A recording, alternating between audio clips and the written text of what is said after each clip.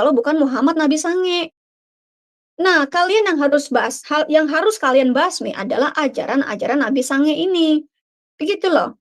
Sementara sang ustadz pemimpin ponpes tersebut ketakutan diamuk warga dan melarikan diri.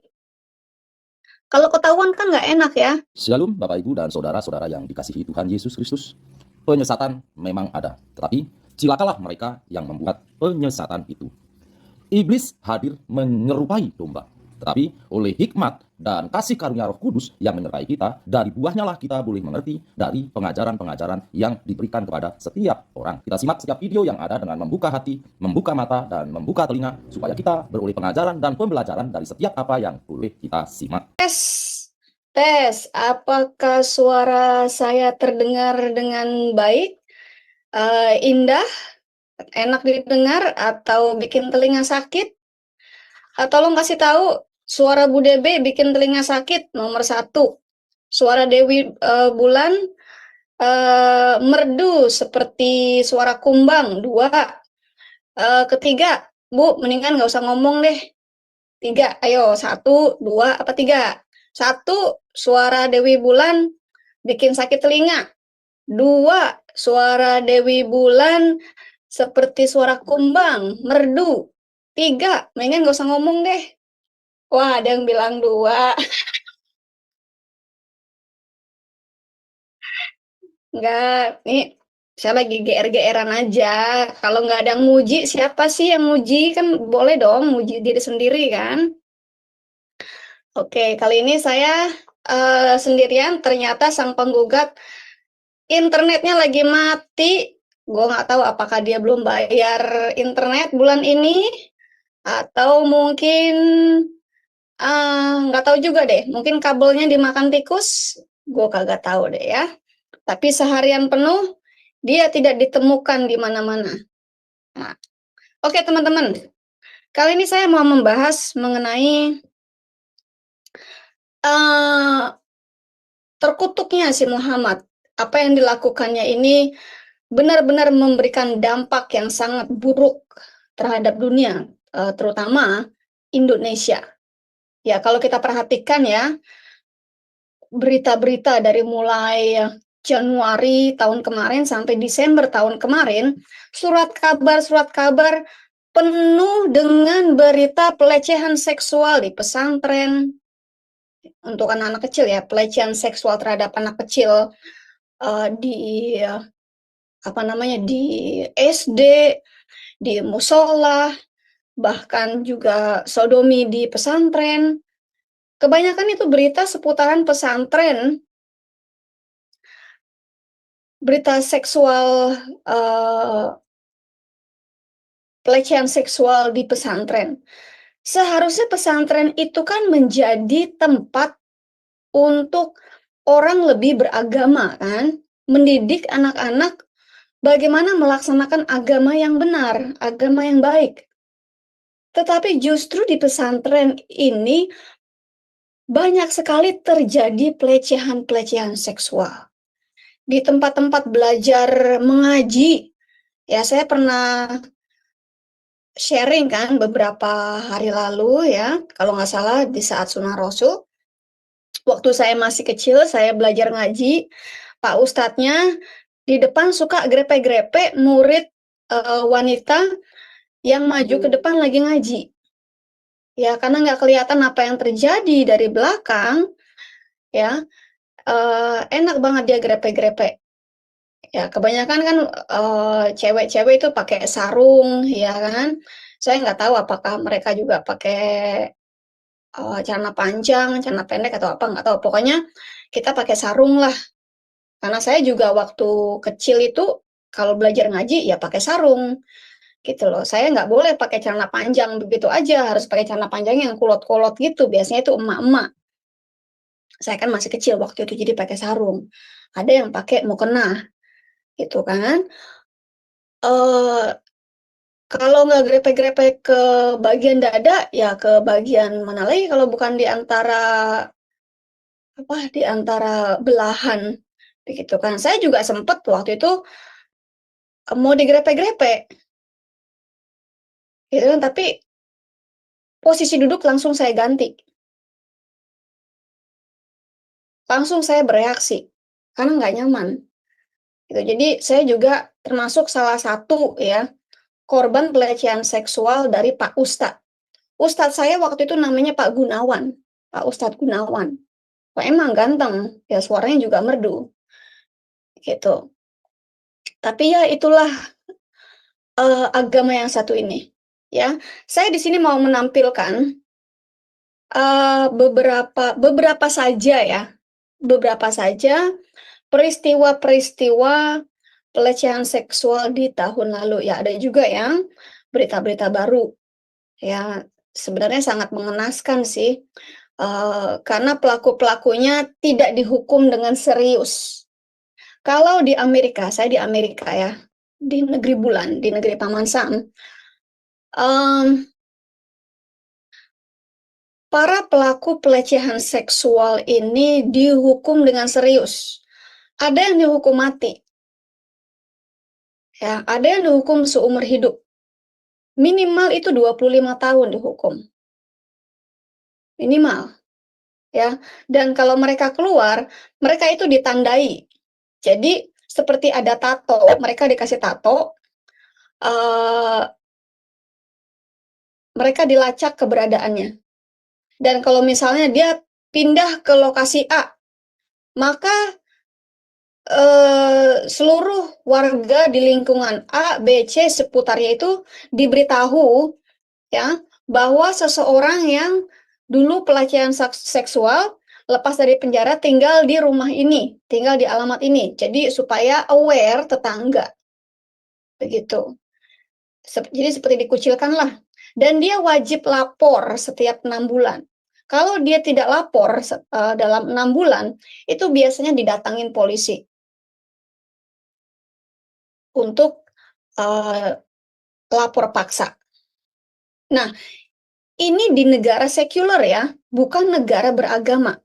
Amerika ini bukan negara beragama, meskipun mayoritas di sini Kristen dan ateis, jadi sangat seimbang antara Kristen dan ateisnya ya di Amerika. Tapi bukan negara Kristen, bukan negara beragama. Amerika ini negara yang sangat sekuler. Agama bukan hal yang utama. Negara tidak mengutak-atik agama masing-masing, karena agama adalah hak individu warganya. Dan negara tidak berhak untuk ikut campur mengenai agama. Apa yang dianut si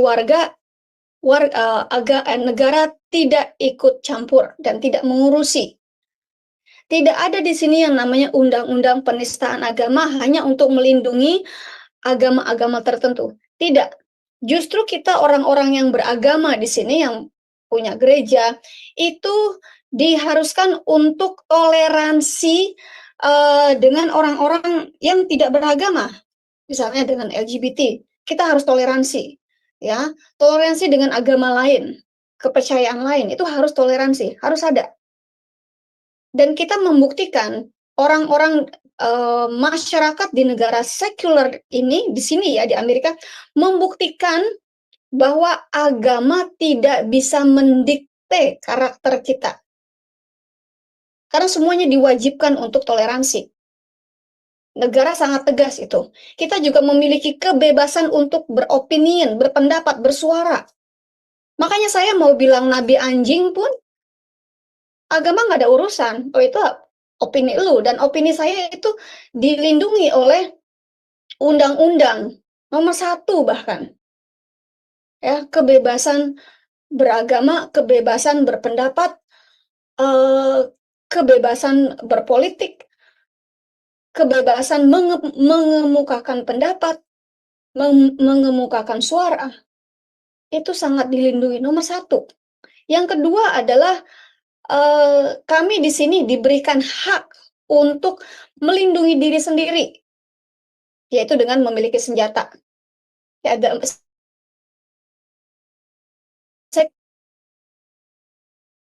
kan amendment, namanya amendment ya. Makanya saya di sini, karena saya memiliki hak untuk memiliki senjata tajam, senjata api ya, maka saya ambil kursusnya dan saya ambil license-nya. Dan ya, di rumah ini, di rumah saya, di setiap ruangan itu ada senjata api. Saya kemana-mana pun bawa senjata api.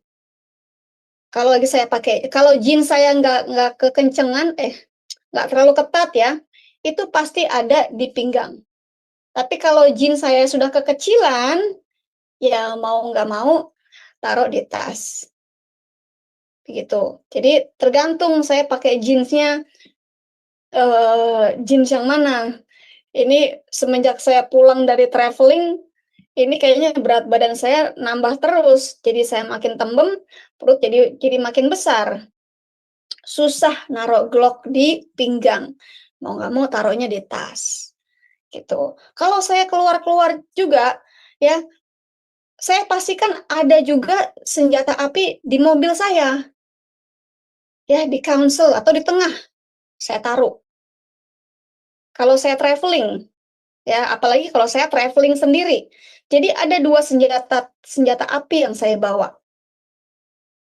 Yang satu Smith Wesson, yang satunya Glock. Kalau yang sama saya terus itu Glock. Kalau yang di mobil itu Smith Wesson. Ya terserah Anda mau ngerasain yang mana. Mau ngerasain yang Smith Wesson atau mau ngerasain yang Glock. Serah ya. Jadi buat kadrun-kadrun Indonesia yang ada di Amerika yang saat ini sedang ngincer Dewi Bulan, ya terserah Anda mau ngerasain yang mana. Dan di sini saya diajarkan, ya pengacara saya mengajarkan, kalau mau nembak seseorang, jangan dibikin cacat atau dibikin sakit, dibikin mati. Jadi target saya ketika saya menembak adalah jidat atau jantung. Dan saya dilatih untuk mengarah ke situ. Either kamu mengarah ke jantung, langsung mati, atau ke jidat, langsung mati. Bagian otak ya, langsung mati. Jangan dibuat cacat. Jangan tembak kaki dibuat cacat.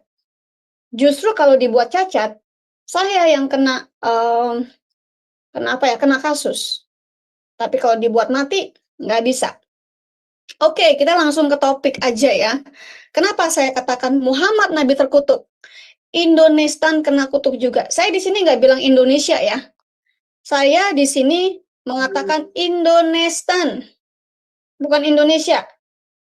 Ya, Indonesia. Nah, sekarang kira-kira Anda tinggal di mana? Apakah Anda tinggal di Indonesia atau Anda tinggal di Indonesia? Kalau teman-teman di sini bisa, saya mau tanya nih, Anda mau tinggal di mana? Anda sekarang tinggal di mana? Nomor 1, Anda tinggal di Indonesia. Nomor 2, Anda tinggal di Indonesia. Anda tinggal di mana sekarang?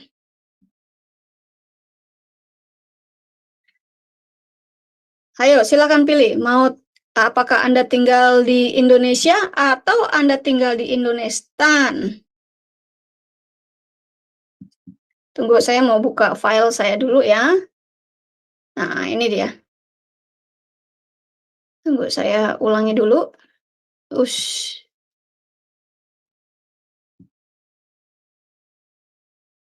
Bentar ya teman-teman. Sabar, karena saya sendirian di sini. Oke, Anda bisa lihat ini. 1, 2, 3. Oh ada yang bilang di Konoha. Konoha negara mana lagi tuh? Oh, tinggal di Indonesia. Indonesia, aduh. Ada lagi bahasa bari Indonesia. Nah, itu bahasa mana itu ya? Oke, teman-teman, saya mulai dari sini ya. Kelihatan jelas ya? Kelihatan ya, saya gedein lagi nih. Wah, jelas ya, kelihatan ya? Kayaknya kegedean deh. Nah, begini kira-kira. Ini mending ini aja nih, ya biar gede sekalian. Ayah tiri cabuli anaknya, beri uang tutup mulut 20.000. Teman-teman masih ingat nggak kisah mengenai Muhammad mencabuli menantunya?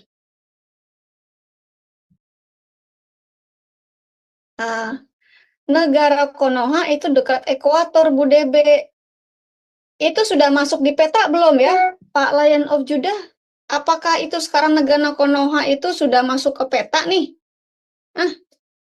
20.000 dapat cendol. Emang cendol sekarang sudah semahal itu ya? Ada lagi, saya tinggal di negara Kaponesia. Di mana lagi itu? Ah, masak Allah, masak Allah. Jangan masak teras ya, masak Allah, masak Allah. Nah, Allah Maha mendengar ketika di sinetron. Oh, cuma di sinetron doang ya. Allah bisa denger ya. Ah, iya. Jadi ini mirip-mirip dengan kisah Muhammad menggarap menantunya sendiri. Tapi di sini ayah tiri cabuli anaknya, beri uang tutup mulut 20.000. Kita baca yuk, ya. Iya, Pak Hermawan Salim. Ini saya sedang mau bahas juga ini mengenai Ustadz Cabul. Sabar ya, sabar. Nanti kita ke situ. Sabar aja, ya. Pelan-pelan kita ke situ, oke? Oke, di Jakarta. Wah, kejadiannya Jakarta nih tempat kelahiran gua nih. Catat, Dewi Bulan lahirnya di Jakarta. Nanti tolong dilaporkan ke Bareskrim.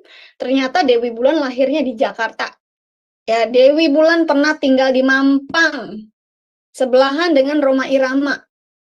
Nah, tolong dicatat, nanti dikasih ke Bareskrim setempat ya. Mumpung Jakarta Selatan kan deket tuh dengan Bareskrim. Ya, biar cepet-cepet Dewi Bulan ditangkap, diadili di Indonesia. Cuy, di Indonesia. Negara Konohe, negara Indonesia. Oke, Jakarta, polisi menyebut usai mencabuli anak tirinya, SRP usia 12 tahun. Ya, usianya 12 tahun. Zainab umurnya bukan 12 tahun. Berarti ini si bapak tiri ini lebih oke, lebih apa ya? Lebih hebat daripada Muhammad. Di kawasan Pesanggerahan, Jakarta Selatan. Jakarta Selatan dekat-dekat gue juga nih. Ayah tirinya berinisial H. Ya, anggap aja si Husen ya. Hambali. Atau mungkin Hanukah. Bukan. Apa namanya? Yang monyet putih tuh. Hanoman. Pinter. Dia yang kasih tahu saya. Hanoman, Bu. Iya si Hanoman. Ya. Hanoman tapi kulitnya geseng. Memberikan korban uang 20.000 agar tutup mulut atas apa yang telah dilakukannya. Pelaku setelah melakukan itu memberikan uang dan mengancam, jangan sampai tahu siapapun ya, apalagi emakmu tahu, wah bisa dipanggang gua. Jadi dikasih uang 20.000 pada anak korban inisial S ini. Ya, anggap aja namanya Siti. Si Siti ini dikasih duit 20.000 sama bapak tirinya yang namanya Hanoman. Ujar Kasat Reskrim Polres Jakarta Selatan KBP Bintoro pada wartawan. Ini kejadiannya baru loh, Januari tanggal 5, 2024 tahun ini. Buset deh. Tahun baru mulainya beginian. Gimana sih? Tahun baru mulai beginian. Tahun baru tuh harusnya memulai dengan yang baik-baik ya.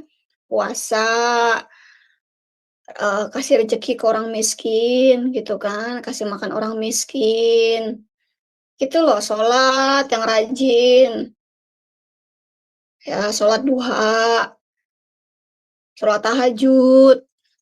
Gitu loh, tahun baru tuh dimulai dengan baik. Nih tahun baru udah ngewinta bocil. Gimana sih?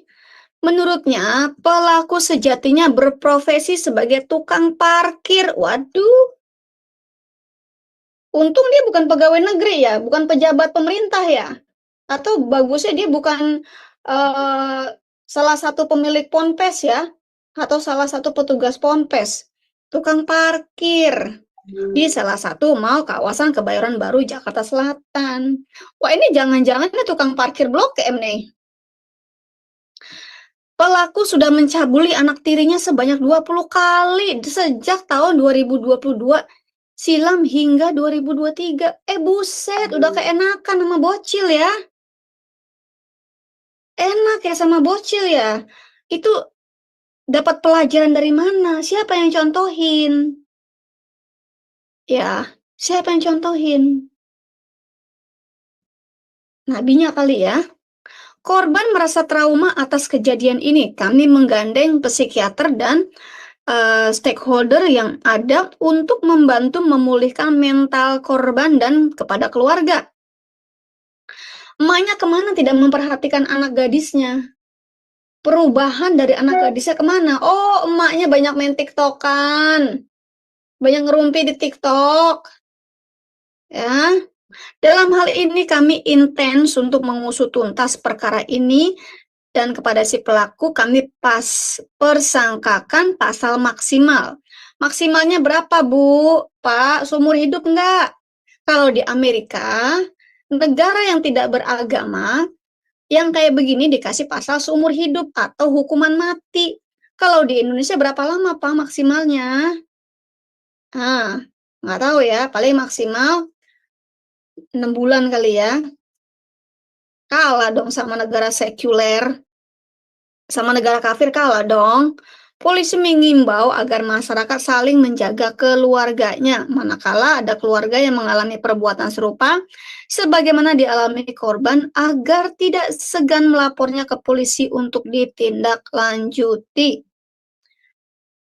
Indonesia yang begini banyak. Ya, yang begini banyak. Ya. Yang berikutnya, ya, ada lagi.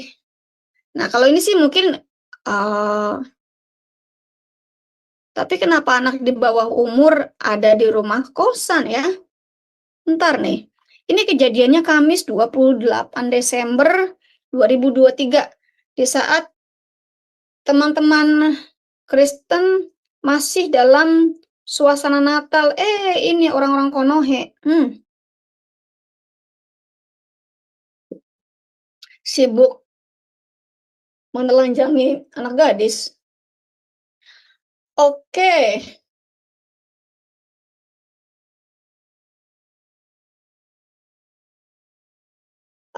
Apalagi nih ya, kasihan banget tuh anak, memang kasihan ya. Ajaran selangkangan benar, Pak. Karena nabinya pun mengajarkan bagaimana menggunakan selangkangan dengan baik dan benar, ya. Bagaimana rudal harus digunakan dengan baik yang benar. Anak kecil yang tidak berdaya pun kena rudal. Ya, menantu pun hajar. Babu pun gesek. Semuanya digesek. Ya, mayat pun ditiduri. Kacau udah negara yang satu ini. Ya, ya, anak-anak Indonesia, Pak, sejak kecil itu sudah sebenarnya mereka tuh sejak kecil ya. Ini yang ketahuan doang loh, Pak Lion of Judah. Ini cuma yang ketahuan. Kalau yang nggak ketahuan, saya nggak tahu deh. Ya, karena saya, terus terang ya, saya juga adalah korban dari Ustadz. Korban pelecehan seksual Pak Ustadz saya di tempat saya ngaji. Ya, itu tuh. Ambil contoh si Mehmet, benar si Mehmet nabi kurang ajar, nabi pedofil. Ada kadrun yang perkosa kambing. Wah, gue pernah denger sih ada kadrun perkosa kambing karena dia mau perkosa tetangganya, takut sama lakinya galakan dia, galakan lakinya. Kalau di WC disetrum mati, ada yang seperti itu. Ya, kalau kelakuan yang orang tadi nih sudah 20 kali, itu memang langsung hukuman mati. Udah nggak ada ampun. Ya. Kalau sudah melecehkan anak di bawah umur, di bawah 15 tahun, apalagi baru 12-an tahun ya, di bawah 12 tahun, itu memang hukumannya nggak main-main, langsung mati.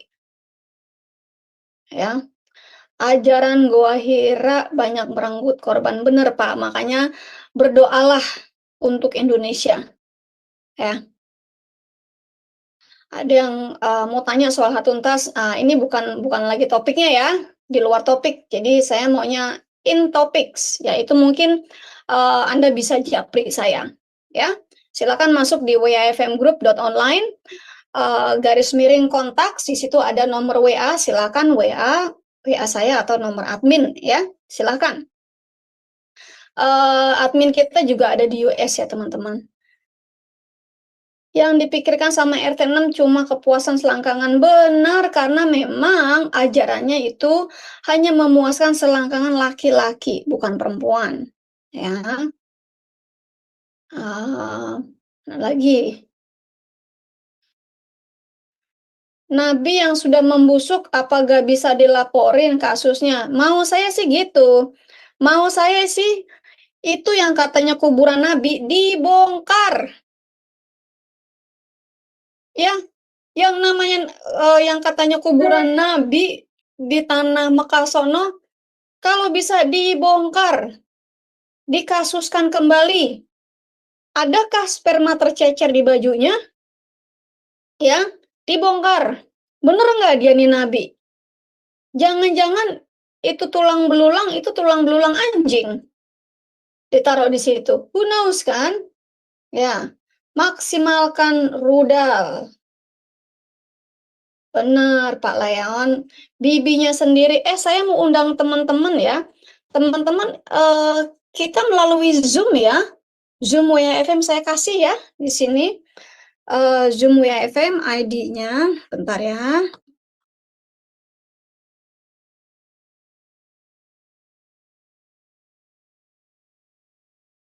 Saya ketik dulu di live chat 426 5656.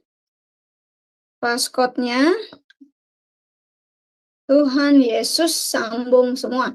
Ayo silakan teman-teman, silakan masuk ke Zoom. Saya sudah kasih linknya di live chat, ya. Ya,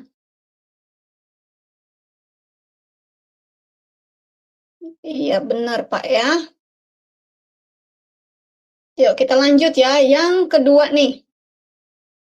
Yang kedua nih, termakan rayuan gombal, anak di bawah umur disetubuhi penjaga OS. Korban lagi. Aduh. Tunggu saya lihat dulu anaknya ini umur berapa. Oh, inisialnya S. Siti lagi. Inisialnya S, kali ini 15 tahun. Kalau 15 tahun mah sudah ngerti barang enak ya. Nah, mungkin kita skip dulu deh. Coba di sini. Nah ini dia nih. Ini dia nih, berita nih. Diduga cabuli 15 santriwati pimpinan Ponpes di Purwakarta digeruduk warga. Nah, kalau teman-teman punya link yang lainnya ya, berita-berita yang lainnya, silakan dikirimkan ke saya ya, mengenai santriwati yang dicabuli.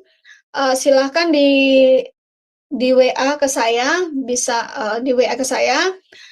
Nomornya tolong catat ya, nomornya +1 561 287 6097. Ya, catat.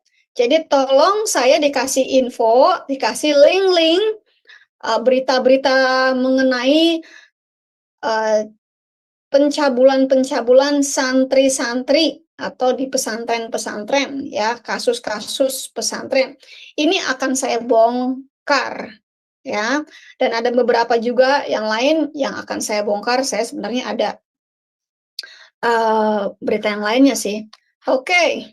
Diduga dicabuli 15 santriwati pimpinan Ponpes di Purwakarta digeruduk warga. Ya, gue masa suruh ngulangin lagi sih. Ini aja deh bro, masuk aja ke wafmgroup.online garis miring kontak. Ya, ini saya ketik ya.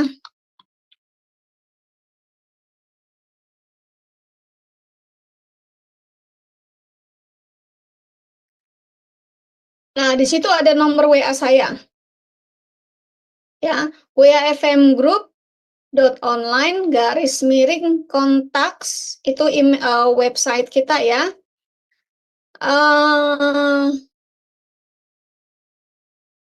Di halaman itu ada nomor WA saya. Silahkan di WA saya,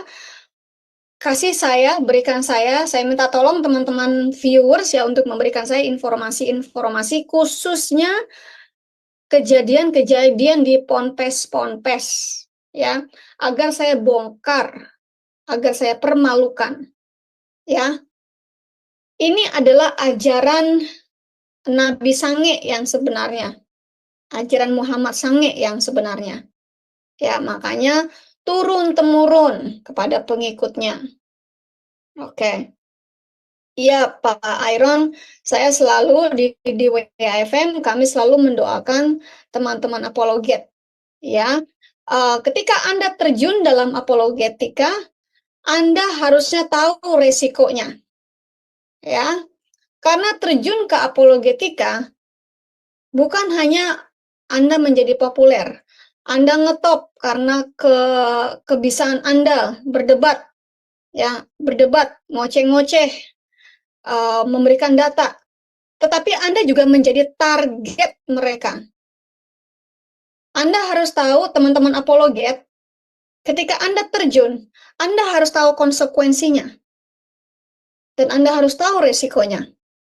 Ya, kalau Anda memiliki pekerjaan lain, Anda harus hati-hati jangan sampai Anda memiliki sosial media lainnya di masa lalu.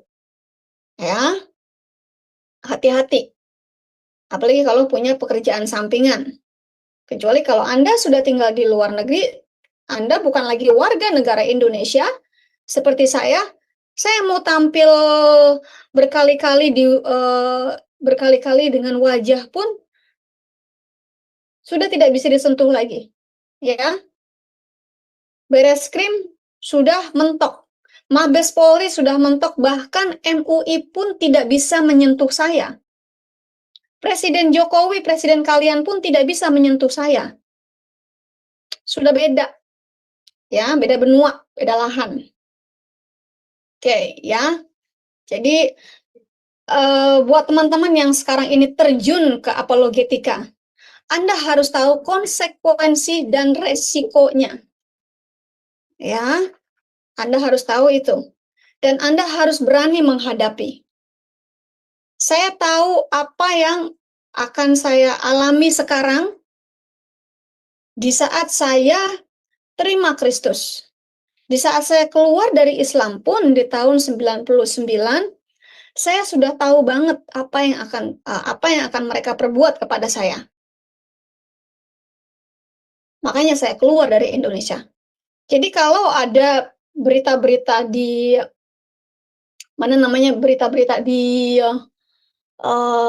Islam tuh ya, YouTube Islam, saya jadi Kristen dulu baru keluar, enggak. Saya keluar dari Islam, lalu keluar dari Indonesia. Saya sampai di Indonesia itu tahun 2000-an. Ya. Baru saya terima Kristus itu tahun 2012 summer. Ya. Baru sekitar tahun lalu lah saya mulai full apologetika dan polemika. Sebelumnya saya hanya mengajar Alkitab, ya, khotbah dan mengajarkan Alkitab. Sekarang saya dua, mengajar Alkitab dan juga berapologetika dan berpolemika. Dan saya terjun bukan separoh-separoh. Saya langsung sekolah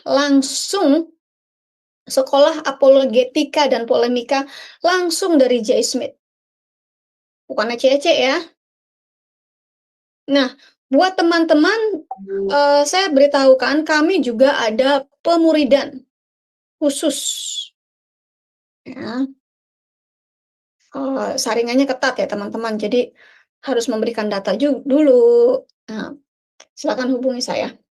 Dan saya juga biasanya cross check dengan pendetanya, ya. Pak Pendeta punya nggak jemaat yang namanya ini? Ini benar nggak jemaatnya di jemaatnya Pak Pendeta? Karena saya kan minta data pendeta, nama alamatnya, nomor telepon ya. Saya juga minta. Makanya saya cross check. Ini orang bener nggak? Ini orang bener nggak bergereja di sini? Ya, jadi nggak main-main. Ada yang ngecek. Oke, kita baca yuk, ya. Kita baca ya. Apalagi nih? Ada lagi kepala sekolah diciduk diduga kasus dugaan pencabulan. Ada lagi, ntar kita nonton ya. Seorang pemimpin pondok pesantren di Purwakarta, Jawa Barat diduga mencabuli 15 santriwati yang masih di bawah umur. Wah, kalah dong ya Nabi Sange. Keluarga dan kerabat korban serta warga tak terima dan langsung merusak ponpes yang dipimpin oknum ustadz tersebut. Pak, Bu, jangan ponpesnya yang dirusak, Pak. Sumbernya kalian harus rusak. Sumbernya itu ada di Quratul Uyun. Dan Quratul Uyun itu mengambil sumber dari Al-Quran dan hadis. Itu yang harus Anda rusak. Jangan dirusak ponpesnya, jangan dirusak bangunannya. Bangunannya itu kan bisa dimanfaatkan untuk hal yang lainnya kan? Ini kalian negara konohe gimana sih pemikirannya? Sumbernya itu bukan ponpesnya, bukan ponpes sumber dari pencabulan-pencabulan ini. Tapi pengajaran di dalamnya ini, di dalam ponpes ini yang harus kalian perhatikan. Ya. Sumber dari pengajaran ini adalah Al-Quran dan hadis. Al-Quran dan hadis sumbernya siapa lagi kalau bukan Muhammad Nabi Sange. Nah, kalian yang harus kalian basmi adalah ajaran-ajaran Nabi Sange ini. Begitu loh. Sementara sang ustadz pemimpin ponpes tersebut ketakutan diamuk warga dan melarikan diri. Kalau ketahuan kan nggak enak ya, bisa digeruduk massa. Kalau nggak ketahuan enak ya, puas sampai keringetan. Nah, udah nambah lagi kayak makan bakso aja nambah. Polisi yang tiba di lokasi berupaya menenangkan warga yang geram dengan pimpinan ponpes Miftahul Huda di Desa Salem. Makanya bapak-bapak, ibu-ibu, saya sudah ingatkan berkali-kali, jangan kirim putra-putri Anda ke pesantren. Ya, kirim mereka ke sekolah-sekolah Kristen atau Katolik. Mehong, iya mehong, tetapi anak Anda akan mendapatkan kualitas pendidikan yang luar biasa. The best pokoknya. Sekolah Kristen dan sekolah Katolik itu di mana-mana the best. Bahkan di sini pun, ya, saya menyekolahkan anak saya SD-nya itu di sekolah Yahudi. The best pokoknya. Ya, anak-anak terpilih. Makanya anak saya jadi anak-anak yang cerdas. Ya, sorry, ini saya mau charge laptop saya dulu. Ini baterainya mulai menurun. Nah, baterainya turun mulu nih. Oke, puluhan warga yang merupakan keluarga dari dan kerabat para korban sempat mengamuk dan merusak rumah yang juga ponpes milik jadi rumah juga jadiin ponpes juga begitu. Aduh, milik siapa ya? Sementara santri laki-laki langsung membereskan dan memindahkan barang-barang mereka yang masih ada di pondok pesantren. Menurut salah seorang kerabat korban, warga kesal dengan perilaku tidak terpuji Ustadz O yang mencabuli sebanyak 15 orang santrinya dan pura-pura minta dipijat. Aduh, biasa ini mah, ya. Diduga aksi sang ustadz sudah dilakukan sejak bertahun-tahun. Tepatnya ketika para santri duduk di bangku kelas 4 SD hingga kelas 2 MT atau setingkat SMP. Memang ya, anak SD memang lezat ya. Pak Ustadz ya Pak, enak ya. Nunggangin anak SD emang enak ya. Kurang ajar kau. Dasar muridnya Nabi Sange. Nabi Sange, siapa lagi kalau bukan Nabi Sange Muhammad? Kampret emang tuh Nabi. Ngasih pengajaran, menurunkan pengajaran yang begini. Nabi kampret, Nabi kampret. Sang Ustadz juga mengancam para korban agar tidak menceritakan kasus tidak terpuji itu kepada orang tuanya. Oh, biasa, nyogok. Kalau kau ceritakan nanti kau nggak naik kelas atau saya keluarkan dari pesantren. Biasa kan? Biasa kan suka ngancem-ngancem. Nah, ini kebiasaan siapa lagi yang suka ngancem-ngancem? Kebiasaan umatnya Nabi Sange. Ya, tolong ini direkam dan dilaporkan juga ya ke Mu'alaf Center. Laporkan juga ya ke mana, ke Bareskrim ya. Oh, itu Dewi Bulan tuh yang ngomong kalau Muhammad itu Nabi Sange, kurang ajar. Muhammad dibilang Nabi kampret. Ya, tolong dilaporkan. Ya, tolong dilaporkan. Sementara karena takut dengan, maksudnya amukan kali ya, amukan warga, Ustadz O melarikan diri, ujar cucu salah satu kerabat korban pelecehan juga. Ini biasa. Tunggu, saya mau lihat WA saya dulu, apakah ada pimpinan Ponpes. Nah, saya dapat laporan lagi nih, pimpinan Ponpes. Wih, keren ya. Terima kasih ya, Pak dari Pak Delight ya, Pak Delight. Nah, ini keren nih. Ya, nanti saya bukakan ya satu-satu. Ya, mungkin nggak perlu hari ini ya, karena saya ada materi ini. Mungkin minggu depan saya akan bukakan juga. Pokoknya berita-berita mengenai kasus Nabi Sange ya,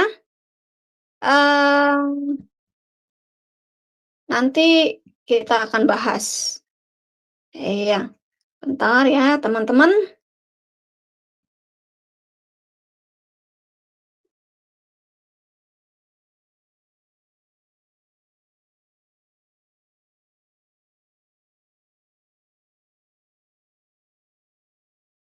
Oke, kita lanjut ya. Yang berikutnya kita lihat.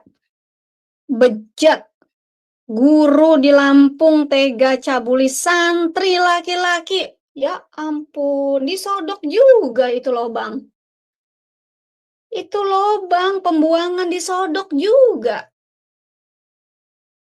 Aduh, ini apalagi kalau bukan ajaran Nabi Sange. Ya, itu lubang matahari dihajarnya pula. Kita bacain ya. Nembang emas, Bu. Benar lagi nambang emas ya. Pinternya dirimu. Siapa namamu? Siapa namamu? Pak Herman 00. Benar, nambang emas. Oke, kita bacain ya.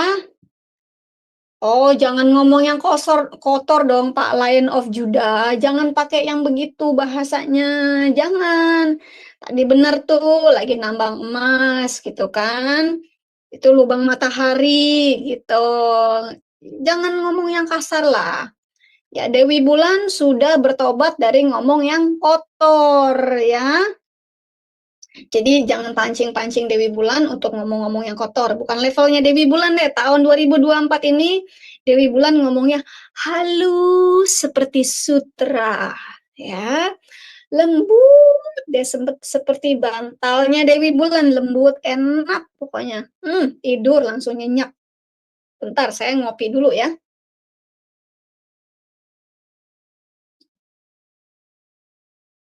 Tolong ini disampaikan juga ke teman-teman muslim untuk ditonton. Ya, dari Dewi Bulan kita bacakan. Lampung Tengah. Seorang guru salah satu pondok pesantren lagi. Pesantren lagi. Di mana teman-teman?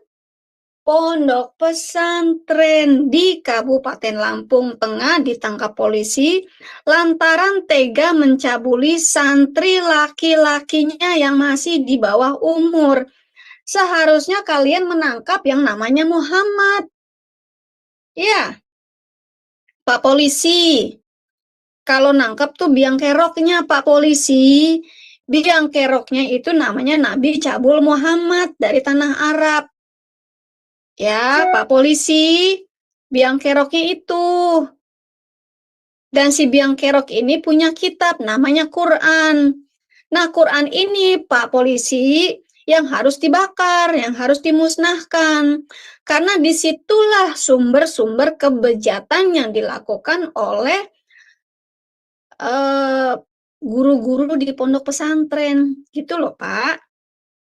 Parahnya, perbuatan asusila sesama jenis itu dilakukan warga asal Bekasi. Ya masih bagus sesama jenis.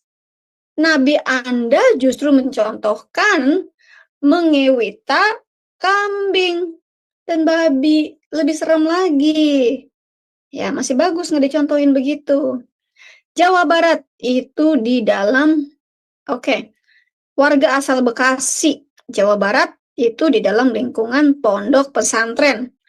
Kalau yang ngajar di pondok pesantren ini siapa sih? Agamanya apa sih? Hindu, Buddha, Islam, Kristen, Konghucu, Pasti kejawen, ateis itu, pasti ateis, nggak mungkin itu. ateis ya. Kurang ajar ini ateis ya.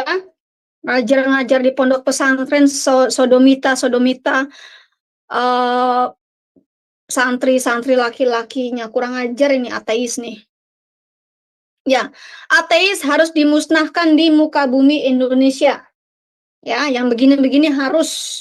Ini kalau perlu nih ateis-ateis yang di sini nih, ya, yang di pondok pesantren, ateis-ateis yang di pondok pesantren, kalau bisa dikirim ke Laut Merah, tenggelamin di sono. Ya. Mati dong Bu. Dia nongol. Mana aja lo. Baru bisa wifi, baru bisa ini. Gue pikir gara-gara gue ngebahas lubang matahari lu nongol. Bukan, itu kan wifi-nya baru bisa tadi. Tadi baru lihat, oh udah bisa dia wifi-nya gitu. Ya, baru masuk deh. Gue ini ya, gue apa namanya? Apa sih? Gue lanjutin ya. Nah, ini mumpung ada sang penggugat. Kita lanjutin ya. Ini berarti tadi kata Bapak yang ada di ruangan ini, ya.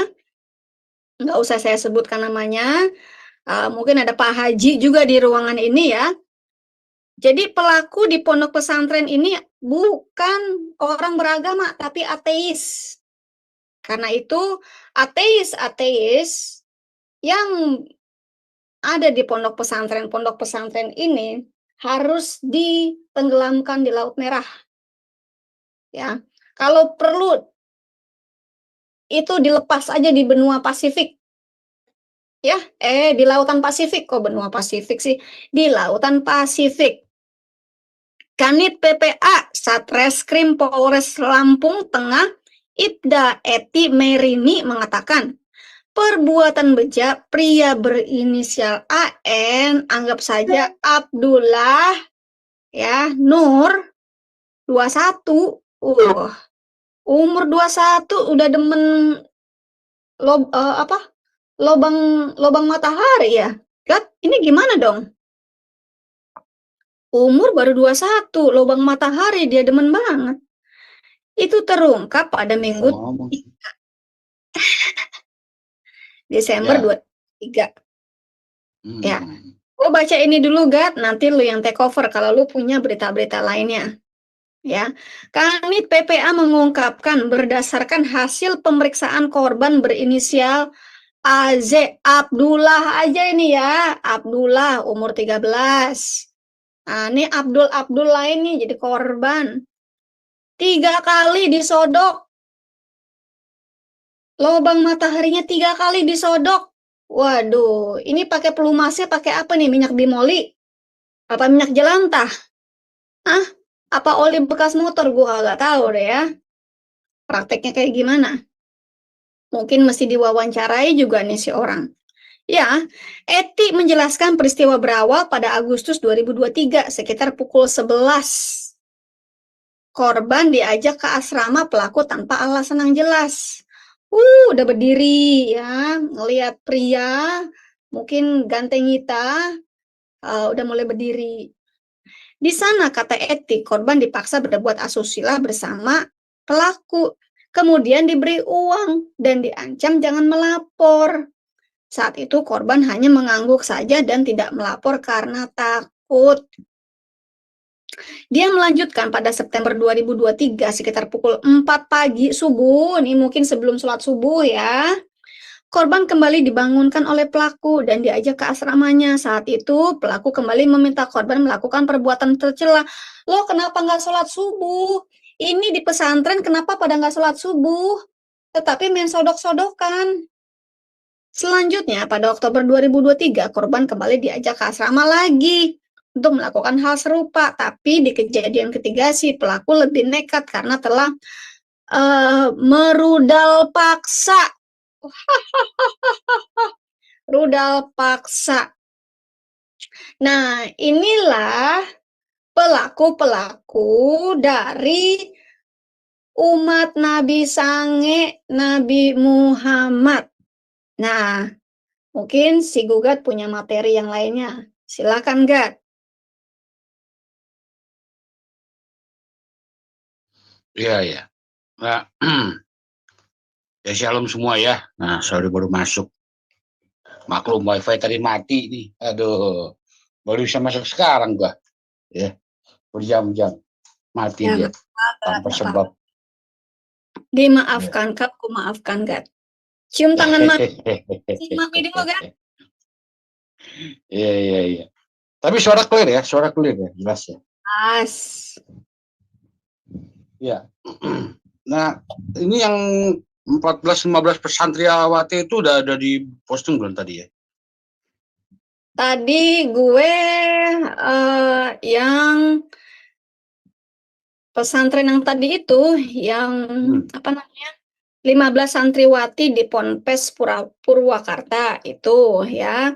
Terus guru di Lampung tega cabuli santri laki-laki ya. Lagi di yang lainnya belum. Ini gue sebenarnya masih ada beberapa yang mau gue garap. Tapi kalau lu ada materi lagi silahkan yang lainnya. Gue dapet tambahan-tambahan juga nih dari viewers di WAFM mengenai topik-topik yang lainnya. Ini gue garap juga nih pokoknya. Ya ini gue dapet yang ini, yang 41 santriwati ya. Wish. Garap. Buka. Nggak bisa share screen. Belum bisa. Oh, bentar. Bentar dulu. Oke, udah bisa. Oke, mari kita lihat ya. Saya akan share layar. Sekarang perbolehkan izin. Oke. Nah ini ya. Ini adalah dari Detik Bali ya. Ada Kabulus 2 pimpinan Pondok Pesantren Cabuli 41 guys. Kelasnya kelas seks janji surga. Wih. Tahu ya, ini bulan Mei sebenarnya. Lo dipiringin Enggak, dimiringin supaya kita bacanya enak, bacanya Oh panjang. iya iya. Diputar. Tunggu. Nggak bisa putar gua mesti puterin dulu. Putar-putar Jakarta, Ancol, Monas. Nah, ini. Gini ya, kelihatan ya. Iya, bener. Kelihatan. Oke. Nah, kita lihat beritanya ya. Di Mataram ya. Nah, jadi ada 2 pondok pesantren, 2 pimpinannya tuh di Kecamatan Sikur, Lombok Timur. Nah, inisialnya HSN dan LMI. Jadi mereka berdua ini memperkosa puluhan santriwati, guys. Ini pasti ateis ini, guys. Ini ateis ini. Ya, gak punya agama ini. Cuma dia punya pondok pesantren aja, kan gitu. Ya. Nah, modus-modusnya jelas menyimpang dari ajaran agama. Ya namanya ateis kan. Nah, sampai saat ini tercatat ada 41 santriwati jadi korban. Nah, ini ya, mereka melakukan modusnya adalah membuka kelas pengajian seks. Nah, ini yang trouble ya. Kalau ada kata-kata pengajian kita udah tahu ya agama mana yang ada pengajian gitu ya. Gitu. Nah, ini kita bisa lihat caranya dia ya. Modusnya ini Dibacain dia aja, buka dibacain layaknya surat kabar, Gat. ya. Jadi menurut Badar ya, sapaan akrabnya, modus membuka pengajian seks diberikan jauh-jauh hari sebelum beraksi mencabuli para santriwati. Jadi korban lupa itu pengajian tentang apa. Yang jelas, pelaku sengaja buka pengajian seks itu kepada korban-korban yang dia bidik untuk dicabuli. Gitu ya. Nah, dalam pengajian seks itu HSN memberikan pengajian khusus bagi santriwati yang tinggal di pondok. Nah, santriwati yang diincar itu jadi korban dikelompokkan ikut dalam materi pengajian tentang hubungan intim suami istri.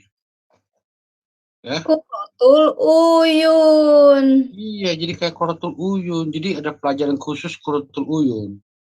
Ya. Nah, dikelompokkan di situ. Jadi satu rombongan ngaji di satu ruangan karena tidak semua diberikan pengajian soal hubungan suami istri kan. Nah, korban ini mengaku pernah ikut pengajian tersebut. Ya. Dalam pengajian tersebut, para santriwati diajarkan bagaimana berhubungan intim. Lebih parahnya lagi, para santriwati itu baru berusia 15 sampai 16 tahun. Ya. Saya pikir materi bagaimana cara berhubungan itu dengan pasangan isinya pengajian itu belum waktunya diberikan kepada santri di bawah umur. Kenapa? Karena hitungan negara bawah umur itu kan di bawah 18 ya, setahu saya ya. Nah, korban merasa dihipnotis katanya. Badarudin menyebut kliennya merasa seperti dihipnotis ketika bertemu dengan HSN. Sebelum melakukan aksinya, HSN disebut menyentuh dan mengusap kepala para korban. Oh, pakai modus dia ya. Teman-teman masih ingat nggak? Kita hari Kamis kita yang membahas mengenai jimat raja itu loh. Memang seperti itu. Jadi si ustadz-ustadz ini menggunakan ayat-ayat Al-Quran sebagai jimat raja. Itu biasanya yang dipakai adalah Al-Fatihah. Untuk menghipnotis korban itu pakai Al-Fatihah. Iya. Nah, kita lihat ya. Jadi korban itu merasa seperti dihipnotis gitu ya. Jadi diusap-usap kepalanya, ya disentuh diusap-usap sama salah seorang pimpinan pondok pesantren itu. Bahasanya itu kamu dipanggil sama Abah minta berkah di rumah. Jadi saat sampai di rumah di kamar tamu, para korban disentuh kepalanya, diusap, itu tidak sadar. Dalam kondisi tidak sadar, seperti dihipnotis, baru korban ditiduri dalam kamar pelaku. Wah.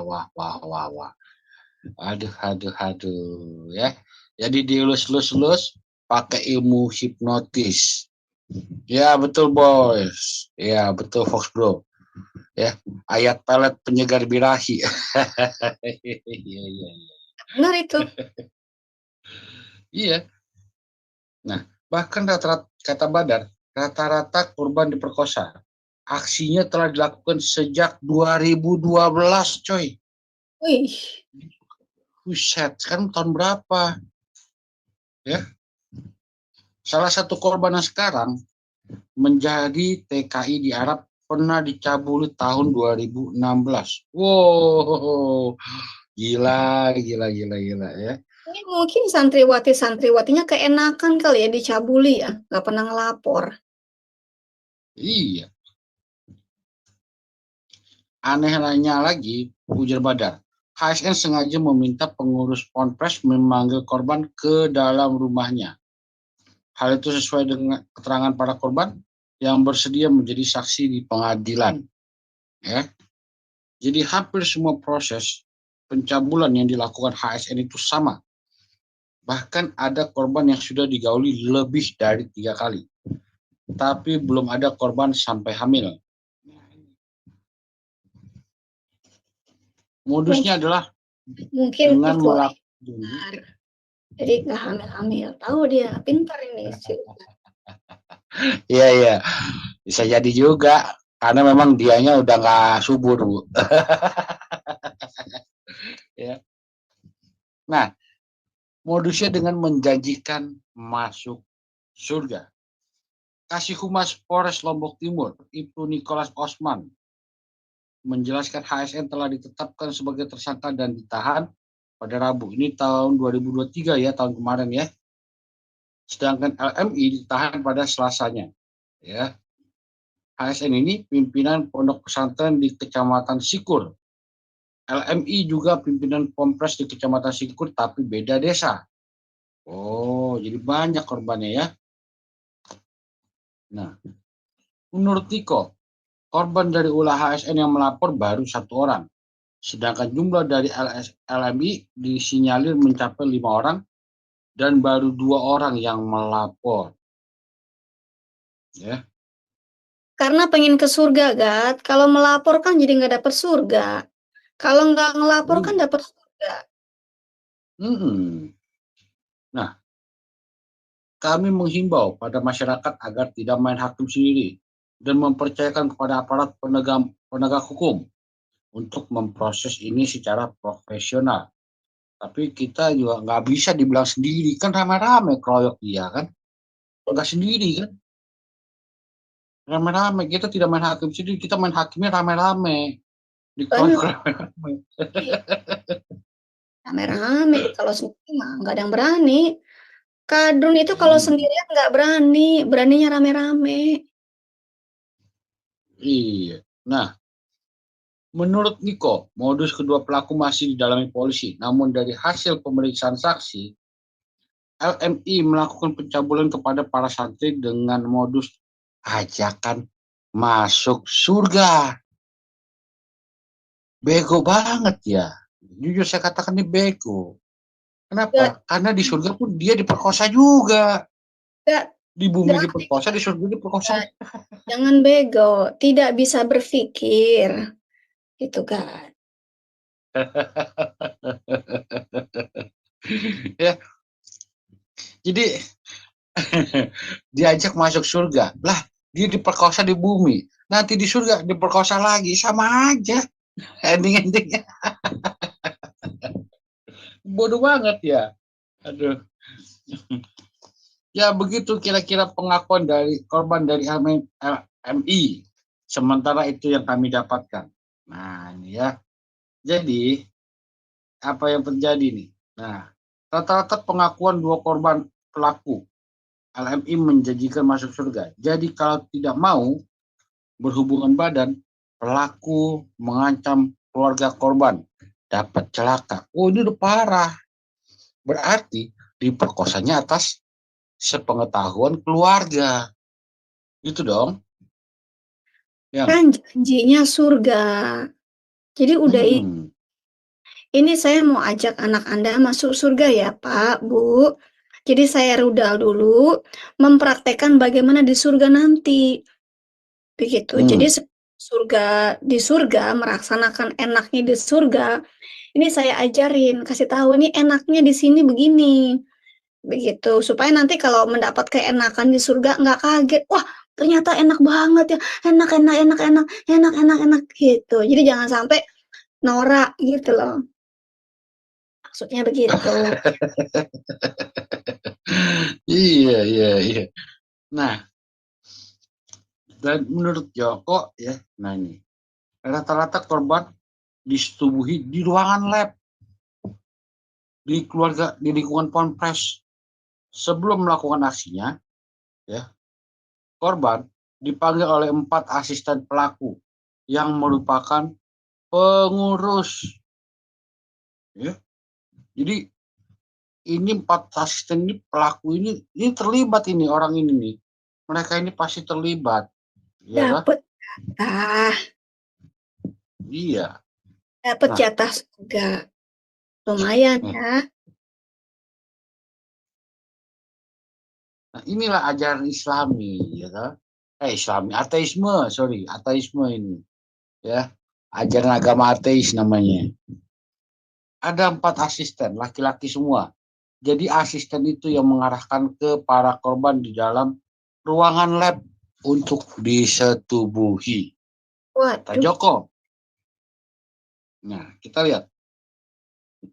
Mereka juga melakukan yang namanya intimidasi terhadap keluarga korban. Ini parah sekali ini. Udah jumlahnya banyak, melakukan intimidasi lagi. Ya.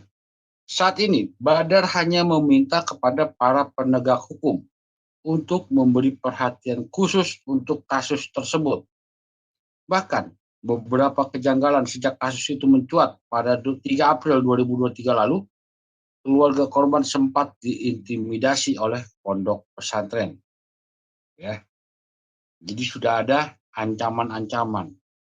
Inilah, ya, kalau mereka sudah apa istilahnya udah ketangkep basah gitu, ya mau ngomong apa lagi? Udah itu faktanya begitu. Nah, ada yang tanya, Gat, itu lab apa ya? itu dia.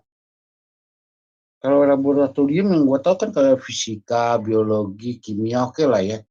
Tapi pondok pesantren mana ada pelajaran kayak gitu, Ini ya mungkin kan? khusus penuh lendir, Gat. Jadi biologi ya, jadi Bio, biologi itu ya. penuh dengan lendir. Ini labnya lab biologi. Pelajaran khusus penuh lendir. Iya, iya, iya. Nah, kasus pencabulan puluhan santriwati ini sempat mendapat intervensi dari RSUD Selong. Nah, di Lombok Timur, saat salah satu korban melakukan visum, manajemen rumah sakit disebut sempat menahan hasil visum. Loh, kok bisa? Kenapa ini terlibat lagi ini? Jadi, ada intervensi dari pihak RSUD menahan hasil visum korban. Jangan sampai kasus ini ditutup, karena ini bisa berbahaya pada kondisi psikis korban, kata Badar.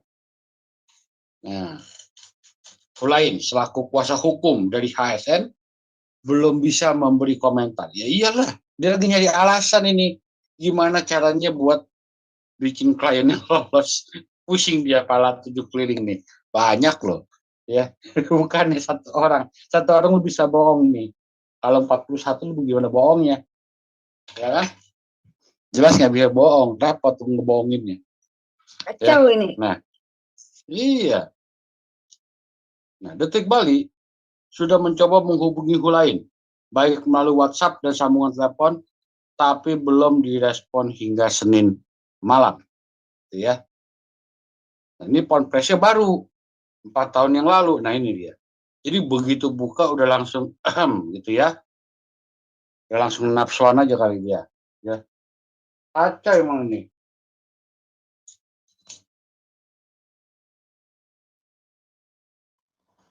Nah, Ya, habis Joko gimana menerangkan lagi? korban sudah mendapat layanan psikologi untuk memulihkan kondisi psikis. Untuk pelaku LMI, ini baru melakukan itu di tahun 2022. karena pondok pesantren diresmikan 2009 lalu. Itu juga hasil penyelidikan. Pondok itu ilegal. Udah pondoknya ilegal, kasusnya pemerkosaan. Aduh, banyak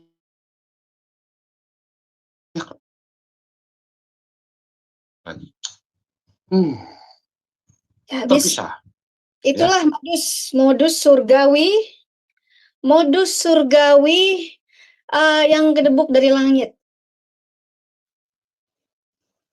Nah, itu ya. Jadi yang merasa punya anak di itu ya saya sarankan cepet-cepet deh keluarin deh daripada repot lu ya. Anak lu kena kasus, udah diperkaos, aduh. Ya. Nah, kita lanjutkan ya. Terpisah Direktur Lembaga Bantuan Hukum Provinsi NTB, Badarudin menjelaskan, jumlah korban pencabulan dari HSN sejauh ini terdata 41 santriwati. Rata-rata usianya 15 sampai 16 tahun dan duduk di kelas 3 MTS atau SMP. Itu lagi montok-montoknya tuh, Gat. Lagi apa namanya ya? Bukan montok, apa istilahnya? Ranum. Ranum lebih tepat. Nah, ya. Gang Doli ditutup untuk pelacuran, pesantren dibuka untuk pencabulan. Ya memang begitu. Iya. Ya mau dibilang apa orang faktanya begitu kok. Kenyataannya begitu dari sini kan. Nah, seluruh korban dari HSN, kata pria yang disapa Badar ini, diperkosa dengan modus bisa mendapatkan wajah berseri dan berkah untuk masuk surga. Wow. Janjinya. Ini saya mau teman-teman di live chat ya. Saya komplain ya kalau ada yang bilang mereka ini umat tolol. Jangan. Mereka ini umat yang tidak bisa berpikir gitu ya. Tolong diganti. Kan enak kan umat yang tidak bisa berpikir. Lanjut gak?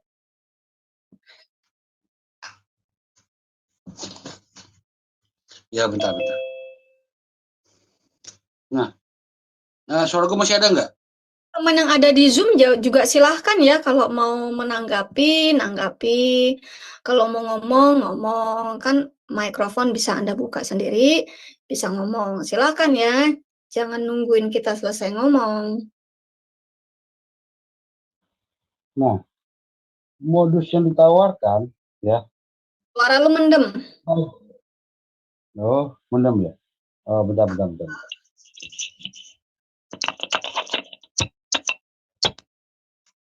Oke, tes 3, 2, 1. Bagus. Nah, kalau pakai headset Bluetooth kayaknya suara gua nggak jelas ya. Oke lah. Gua sih nggak percaya apa kalian ngomong. Iya. Ya bodo amat, tulisannya begitu. Kalau penggugat bilang karena lu nggak kebagian, gua tahu. Oh, gitu ya. Kalau Dewi Bulan karena memang dia benci sama Islam, itu aja. Benci sama Islam ya. Gue nggak benci sama Islam. Gue benci sama Allahnya. Gue gedek sama Nabi sangenya. Udah. Tapi gini, Bapak dan Ibu ya, dari televisi pemerintahan tidak ada acara kayak begini. Semuanya baik-baik saja, tidak ada yang seperti kayak beginian. Ini kan semua ini pikiran bejat kalian semua ini. Ya. Lanjut aja, Ya Gat. kan? Ya, oke. Oke, lanjut lagi. Terima kasih atas pengertian untuk berbeda pendapat. Ya nggak apa-apa, kita beda pendapat. Ya, beda pendapat, Ini beda kenapa? Oh, itu dia. Oke. Tadi suaranya hilang. Iya, lu sih. Lu udah nemu belum suaranya? Udah. Udah. Oke ya.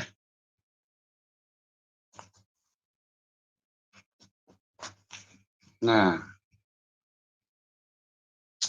modus yang ditawarkan adalah wajah bercahaya dan berkah agar masuk surga.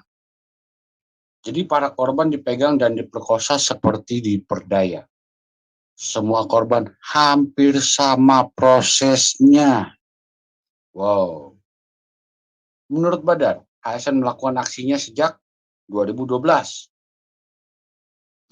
Bahkan kata Badar, ada sejumlah korban yang diperkosa lebih dari 2 kali. Itu bukan diperkosa, itu kenakan, coy. Ya. Jadi setiap melakukan aksinya, pelaku ini memanggil korban ke dalam rumahnya. Di sana, dia dipegang tidak sadarkan diri, baru dibawa ke dalam kamar pelaku. Waduh. Luar biasa sekali ya. Ya, beberapa hari yang lalu penggugat dan saya membongkar mengenai Quran itu adalah perkataan Muhammad yang dipakai sebagai jimat oleh para ustadz, termasuk Al-Fatihah mereka gunakan juga untuk pengasihan, untuk apelet, ya. Makanya teman-teman, kalau teman-teman perhatikan di tempat pengajian-pengajian, ya, mereka itu harus membaca dengan tepat bacaannya, panjang pendeknya, ya, tebal tipisnya, ya, itu harus dibacakan dengan tepat. Karena itu adalah mantra. Mantra kalau dibacakannya salah, itu nggak akan punya efek. Tapi kalau dibacakannya itu tepat, tajwidnya itu tepat, tanwinnya itu tepat, bacaannya itu pas, panjang pendeknya itu benar. Karena itu adalah mantra.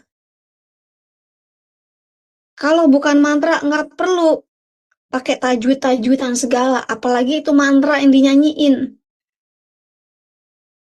Ya, saya membuktikan karena saya pernah ada di sana. Saya sendiri adalah korban dari ajaran Sengewita ini, korban dari ajarannya Muhammad. Ya, korban. Dan bukan saya aja, banyak kok korbannya. Tadi ada pertanyaan di live chat ya. Ini jangan-jangan Kaduniwati itu sudah tidak ada yang perawan. Gadis tapi udah nggak ada yang perawan. Udah bekas ustadz semua. Gue rasa iya. Ya, udah pada bekas ustadz semua. Kasihan yang ngarepin perawan ting-ting ternyata sudah dijebol oleh ustadz. Kalau nggak dijebol depan, dijebol belakang. Lubang matahari pun ditembaknya. Ya, kalau nggak lubang matahari, lubang yang di atas. Disodoknya pula. Kasihan. Nah, ini ada lagi, ntar ya, yang saya mau kasih. Nah, ini bentar ya teman-teman. Ini saya mau upload gede-gede dulu ya, bukan upload sih, tapi mau saya gedein dulu. Nah, kalau yang biar gede. Gimana caranya supaya bikin gede? Ini kali ya. Oke. Saya di Zoom, saya mau share screen. Saya cuma dapat ini aja. Ya. Surya.co.id ini saya dapat dari Facebook ya. Kejadiannya itu Jumat 5 Januari 2024. Cabuli 3 santri di bawah umur pengasuh TPQ di Lamongan diamankan polisi. Kalau nggak salah saya juga pernah mendapatkan itu ketua MUI daerah mana gitu ya, mencabuli anak SD. Kalau nggak salah 6 atau 3 anak SD yang dicabuli. Kalau ada yang punya info tersebut, tolong dong info ke saya ya, atau di apa namanya, di WA ke saya ya, bisa juga +1 561 2897. Ya, tolong info ke saya yang pimpinan MUI daerah mana gitu ya, Surabaya atau apa gitu, saya lupa deh, yang mencabuli anak SD, 6 anak SD. Itu yang saya lagi cari, itu yang saya belum dapat. Saya pernah dapat tapi saya lupa naruhnya di mana. Ya, itu. Dan ini satu lagi yang Ada itu gua ada. lu bisa tampilin nggak, Gat? Iya, iya. Oke. Ini gue tampilin ya. Nah, ini sebentar.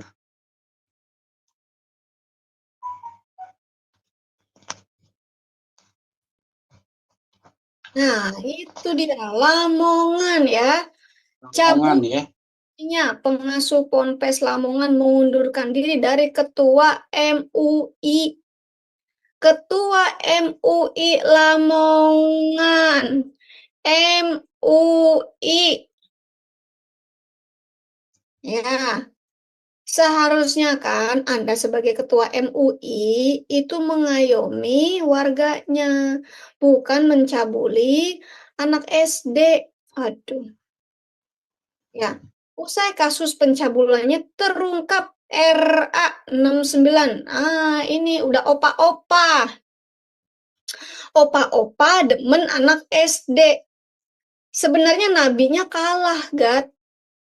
Ini si opa ini lebih hebat karena usianya sudah 69. Kalau Nabi kan 54 tahun saat itu ya, waktu mencabuli anak kecil bernama Aisyah. Tunggu gak, jangan kemana-mana. Yang tadi. Nah, ya. Nah, ini 3 santri yang masih sekolah dasar.